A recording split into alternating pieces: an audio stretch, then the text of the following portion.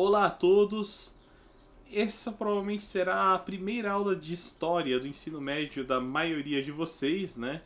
Porque somente tivemos um encontro antes da pandemia e foi bem naquele período do carnaval, então acredito que todo mundo estava ocupado com outras coisas. Mas finalmente agora eu consegui me encaixar nesse modelo estranho que estamos vivendo, né? De aulas à distância, usar o computador para isso. Para quem não me conhece, sou o professor Jonatas, sou professor de história de vocês, para alguns também sou professor de filosofia. Minha formação é em filosofia, mas tenho bastante conhecimento na área de história, especialmente de história antiga. Afinal de contas, eu tenho um mestrado na área de história da filosofia antiga e as ferramentas que a gente usa para compreender a filosofia e a história são bem parecidas, por isso estou apto a dar essa aula para vocês, ok?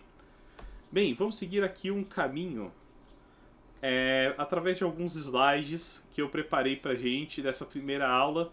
Peço desculpas que ela é um pouco longa. Vai estar disponível no SIGEDUC tanto em vídeo aqui quanto também por texto. Para quem quiser, o texto é um pouquinho mais seco, né? O vídeo a gente tem a chance de conversar um pouco mais. Mas os conteúdos vão ser os mesmos, as atividades são bem parecidas, então não se preocupe, escolha a forma que você se sentir mais confortável, que tiver mais tempo.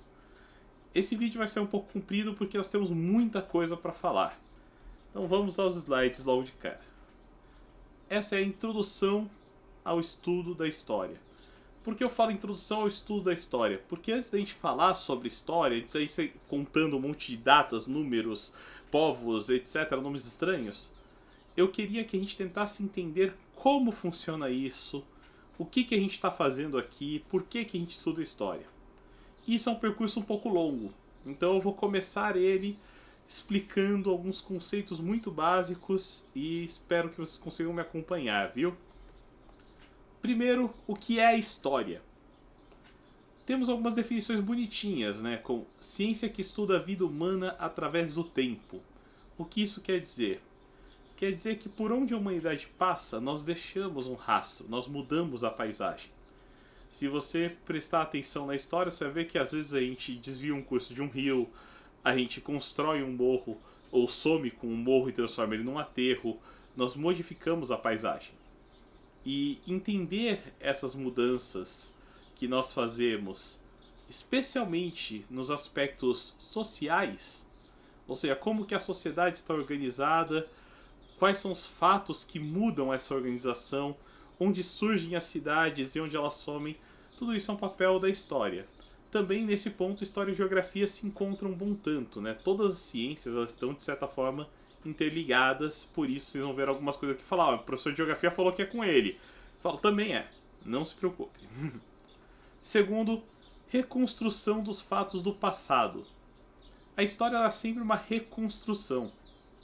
Mesmo quando você pega uma história recente, você ainda tem que refazer alguns trechos dela, alguns pedaços dela. Então, se você perguntar para os seus avós como que era a vida no tempo deles e depois vier me fazer um relato, você está fazendo uma reconstrução disso, mesmo que seja um tempo recente. Então a história ela nunca é tão precisa, tão factual quanto a gente queria. Ela sempre é uma reconstrução e, portanto, a gente vai ter que tomar uma série de cuidados. Mas isso eu vou falar um pouquinho mais pra frente. E o terceiro ponto do que é a história é a compreensão de como chegamos até aqui. Como assim? Todo mundo deve ter a sensação de falar que o mundo está indo pro buraco mesmo, né? E estudar a história está aí para isso, para você ver por que o mundo está indo pro buraco. Desde quando o mundo está indo pro buraco?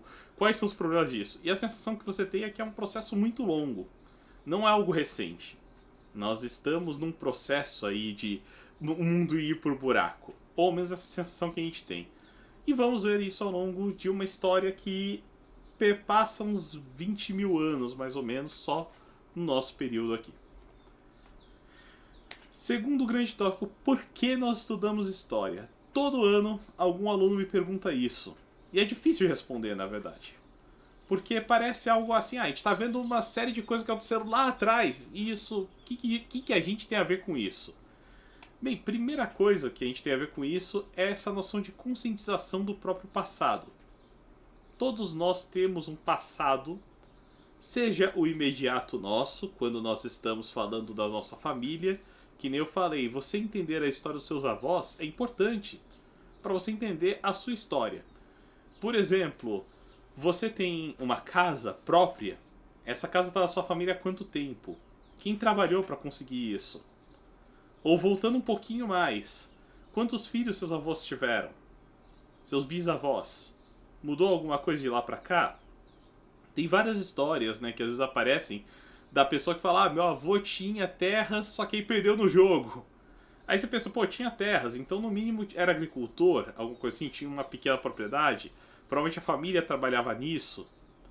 E aí, com esse traço do passado, você começa a entender todas as situações que levaram você até o momento atual. Quem é você diante dessa história, né? Onde você está no meio disso? E aí fica um pouco mais fácil entender de onde você veio, fica mais fácil entender para onde você quer ir. Fica mais fácil se planejar também. Bem, segundo ponto aqui, entender que estamos a todo momento escrevendo a nossa história. Vou só verificar uma coisinha. Ah não, tá tudo certo. Estamos escrevendo a todo momento a nossa história. O que isso quer dizer? Que nós somos autores das mudanças. Se algum de nós algum dia constrói uma casa, essa casa vai estar lá. Daqui a um tempo, quando alguém encontrar essa casa, vamos supor que a cidade não exista mais, mas as ruínas estão lá. E essa casa vai ser estudada. O que essa casa era? Quem viveu lá? Qual era a profissão de quem viveu lá? Ou se não, o prédio da escola, por exemplo. O prédio da escola faz parte disso. E pode parecer besta, mas às vezes uma pequena pichação que você deixa no banheiro pode ser um objeto de estudo futuramente.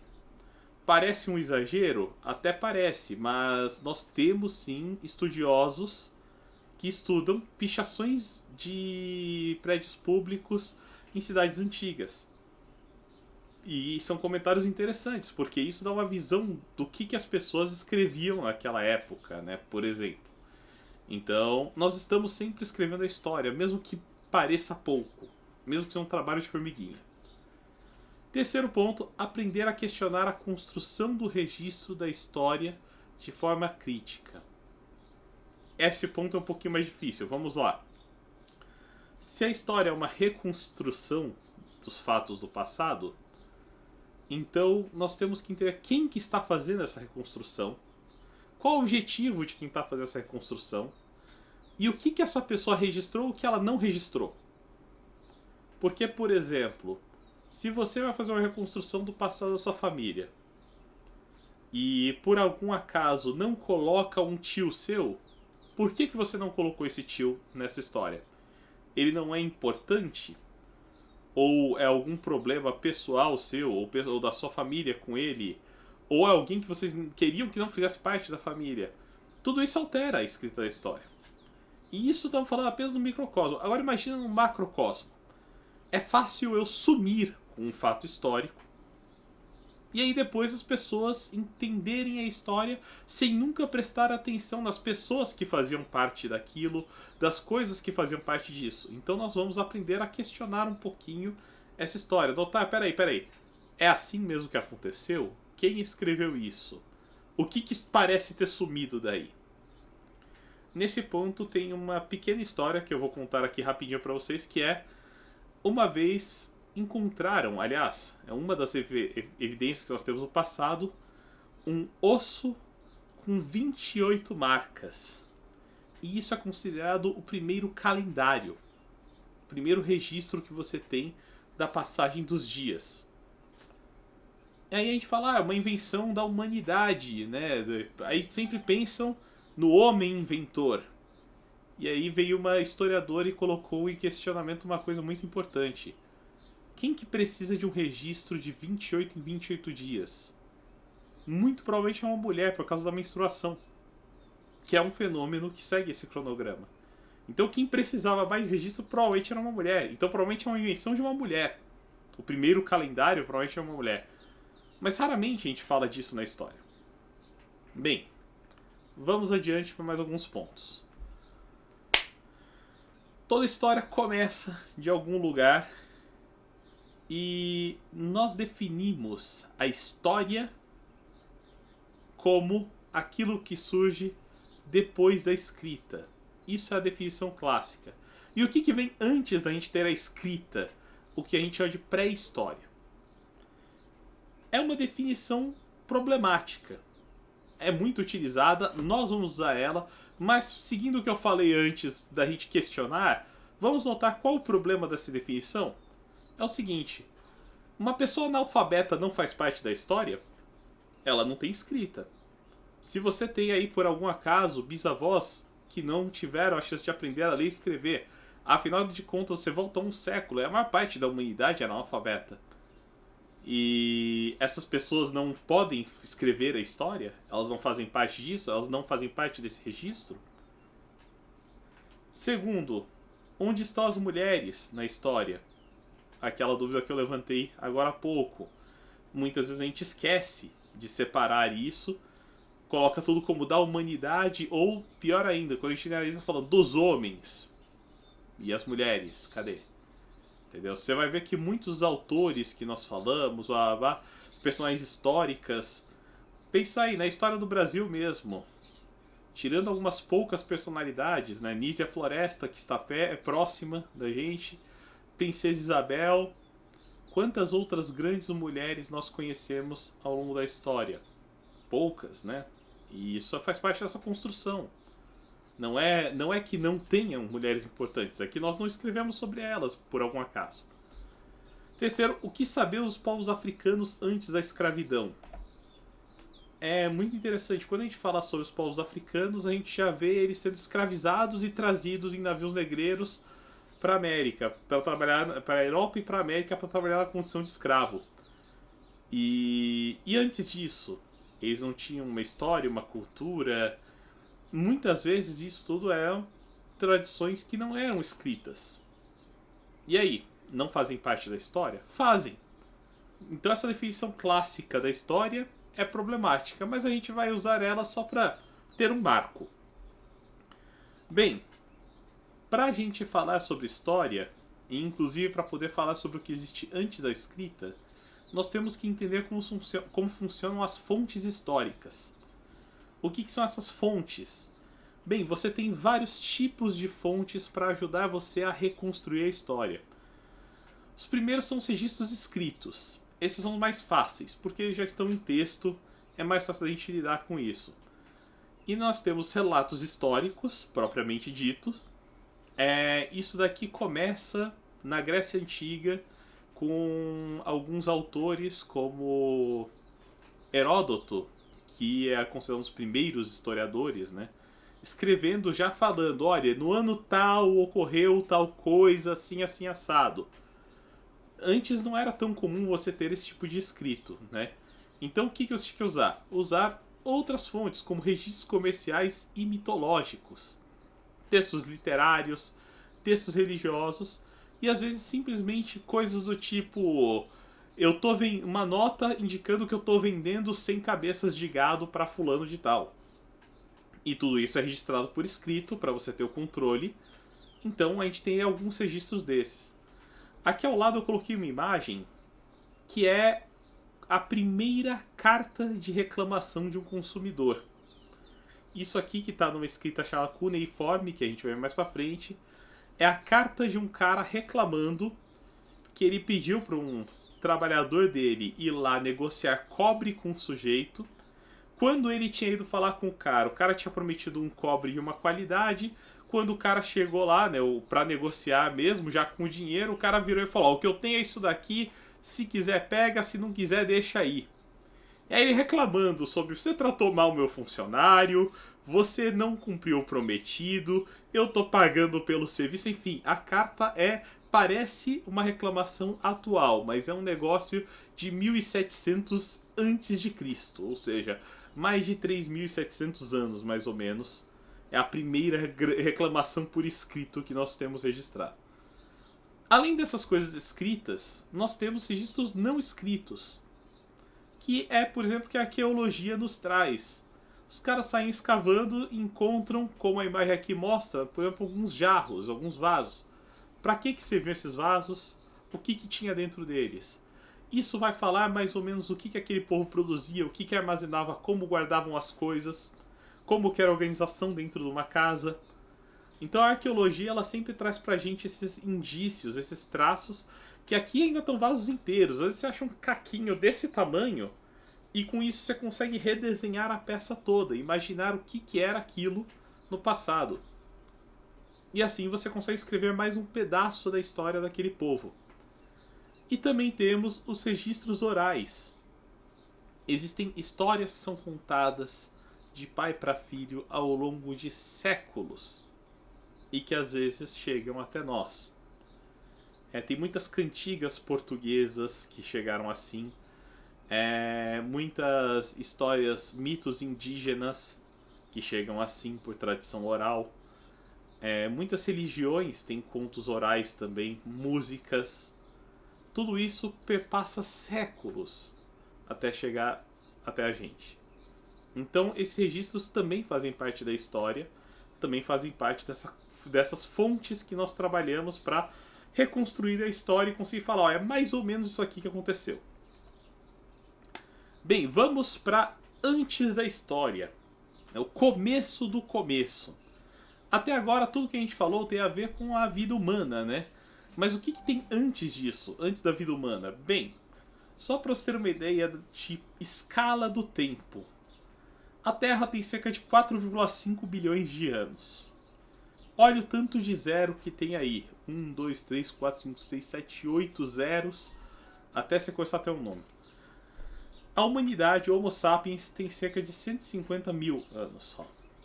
Nós somos muito novos perante a idade da Terra. Nós não temos nem 1 milhão de anos ainda, enquanto humanidade. Se nós fôssemos colocar a história da Terra em um ano, o que aconteceria é mais ou menos o seguinte. Durante os 3 primeiros meses eram só rochas ainda não tão solidificadas, até que esfria a crosta terrestre depois de 1 bilhão de anos mais ou menos.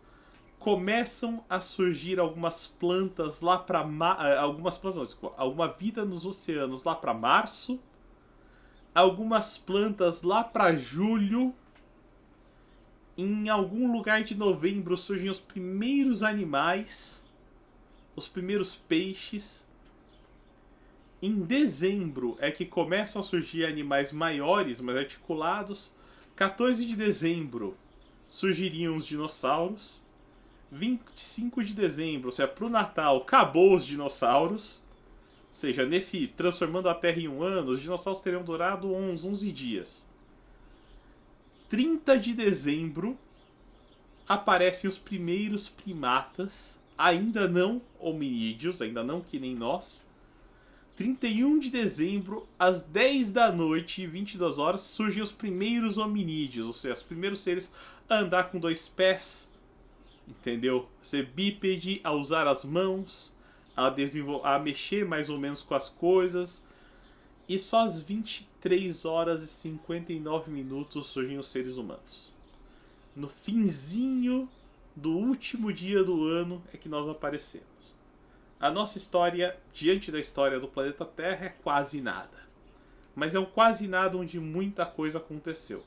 Para vocês terem ideia, olhando essa escala, nós vivemos até agora muito menos do que os dinossauros viveram. Os dinossauros viveram nessa Terra de um ano 11 dias. Nós vivemos 1 minuto. Então é dentro desse 1 minuto que tudo aconteceu. Só para se terem escala da coisa. Bem, e aí temos um problema básico. Quando a gente fala muito sobre essa questão da origem dos seres humanos, nós temos um erro comum que nós aprendemos. Que é, falamos, o ser humano vem do macaco? Não. Nós não viemos do macaco. Mas não tem a teoria de evolução de Darwin? Então, a teoria de evolução de Darwin, ela fala que nós temos um ancestral comum. Não que é uma evolução direta. Não é Pokémon, onde um transforma no outro. Não. Por isso que ainda existem macacos, por isso que ainda existem humanos. Por quê? Porque eles surgem em momentos diferentes. Aqui nós temos uma imagem que mostra mais ou menos essa divisão, né? Você tem os prosímios primitivos que vão evoluir, já se divide ali com as linhas. Esses caras já não tem mais nada a ver com a gente há muito tempo. E aí você vai ter os macacos do Novo Mundo, macacos do Velho Mundo, esses aqui um pouco mais próximos, ainda com umas formas um pouco mais evoluídas, né? Um pouco mais hominídeas, vamos dizer assim. 20 milhões de anos atrás, você tem alguns macacos parecidos com a gente, como o orangotango. Cerca de 10 milhões de anos atrás é que se separam, né? Que tem um ancestral comum, gorila, chimpanzé. Ou seja, os hominídeos eles se separam dos macacos há cerca de 10 milhões de anos, que ocorreu o último ancestral comum. Isso é muito, muito tempo. E ainda assim, dentre os hominídeos, nós somos apenas uma das espécies. Você teve uma série de outras espécies que foram modificando, mudando o formato do crânio, mudando algumas habilidades, até gerar o Homo sapiens. Ou seja, assim que funciona essa linha. Isso é só para vocês terem uma ideia do tanto de coisa que vem no passado da Terra. Por último, para eu encerrar essa aula, que já está ficando bem comprida, com bastante coisa, qual o objetivo das aulas aqui? O que nós queremos com essas aulas? Bem, esse primeiro ano serve para a gente apresentar os principais fatos históricos necessários para entender as ações da humanidade sobre a Terra. Ou seja, quais são os principais acontecimentos ao longo da história que mudam o jogo, que fazem a gente vai falar, a partir de agora alguma coisa mudou. É um pouquinho disso que a gente vai falar. E mostrar as diferenças culturais, sociais e econômicas entre os povos da antiguidade e da atualidade. Ou seja, como que as coisas funcionavam naquela época? Qual é a diferença disso para hoje em dia?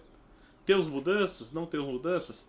É bem interessante esse ponto, porque você vai ver que às vezes a sociedade antiga está mais próxima da nossa, de repente acontece alguma coisa, a sociedade se distancia do nosso modelo atual, até que de repente volta de novo, ou seja, ao longo dos anos, isso muda muitas vezes. E aí faz a gente parar e pensar um pouco, quem falou que o nosso jeito vai ser sempre assim, né? Quem não falou que daqui a 100 anos, 200 anos, não vai mudar tudo de novo? Nós não sabemos. Então, é um pouco para isso que serve a história também, para a gente ter essa ideia de que, olha, as coisas mudam. A forma que nós vivemos é diferente da forma que os nossos pais viveram, que é diferente da forma que os nossos filhos vão viver. E na verdade é bom a gente acreditar nisso, porque isso dá a chance das coisas melhorarem daqui pra frente, né? Bem, era isso que eu tinha para dizer por hoje. Muito obrigado por terem assistido essa aula. Espero que tenham gostado do formato. Vou deixar meu contato lá no Sigeduc, então, por favor, quem quiser entrar em contato, mandar alguma mensagem, pode mandar por lá. Vamos ter algumas questões sobre essa aula também no Sigeduc, por favor, respondam. Depois eu vou preparar o material gravado, o material em texto também para vocês, viu? Muito obrigado pela paciência e até a próxima aula.